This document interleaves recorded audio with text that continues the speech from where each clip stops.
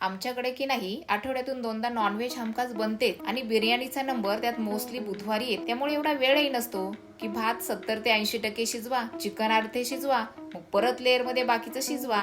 ह्या प्रोसेस मध्ये बिर्याणी तर वेळ घेतेच आणि खूप ड्राय पण होते.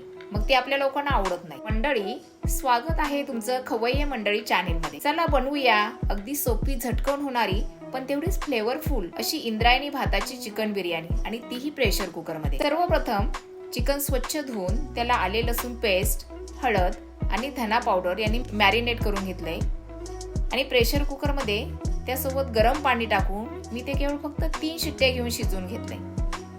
नेहमीपेक्षा 1 शिट्टी कमीच घेतली. सेम दुसऱ्या कुकर मध्ये हे सर्व मसाले तेलात परतवून भात शिजवून घेऊयात. आणि यासाठी आपल्या बोटाचे 1 पेर बुडेल एवढे पाण्याचे माप घेतले आहे आणि मीठ टाकून 3 शिट्ट्या घेऊन त्यात भात शिजवून घ्यायचे. दोन्ही कुकरवर शिट्ट्या होत आहेत तोवर आपण मसाल्याची तयारी करू.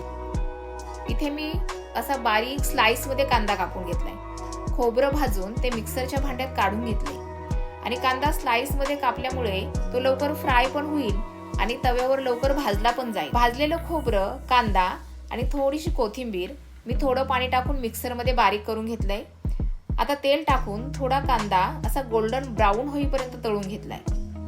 आता एका प्लेट मध्ये आपल्याला लागणारे मसाले काढून घेऊयात. याच्यामध्ये आहे हळद, धना पावडर, लाल तिखट, काळा मसाला, बिर्याणी मसाला, चिकन मसाला, मीठ आणि कसुरी मेथी. आता तेल टाकून जिरं तडतडलं की आपले मसाले घेऊन छान परतवून घेऊ. सोबत आपलं कांदा खोबरं वाटण टाकून मसाला जळू नाही म्हणून थोडंसं चिकन सूप पण मी त्याच्यामध्ये परतलं आहे. आता हे 2 मिनिटं झाकण ठेवून वाफवून घेऊयात. आता पहा, मसाल्याला किती छान तेल सुटले आणि मग आपलं शिजलेलं चिकन टाकून एक उकळी काढून घेऊया.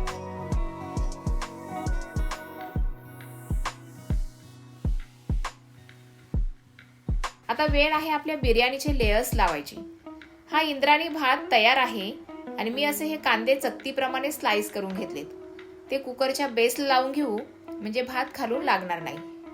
सर्वप्रथम अशी एक भाताची लेयर लावून घेऊ, त्यावर चिकनची तयार झालेली ग्रेव्हीची लेयर देऊ आणि पुन्हा एकदा भाताची लेयर. मला माहितच आहे की इंद्रायणी राईस हा थोडा चिकट असतो म्हणून अशा प्रकारचा सुट्टा करून लेयर्स लावावे लागतील. शेवटी आपला तळलेला कांदा आणि कोथिंबीर वरून छान पेरायचे आहे. बिर्याणी ड्राय होऊ नये म्हणून थोडंसं चिकन सूप पण मी याच्यामध्ये टाकलेलं आहे आणि 1 शिट्टी घेतली आहे.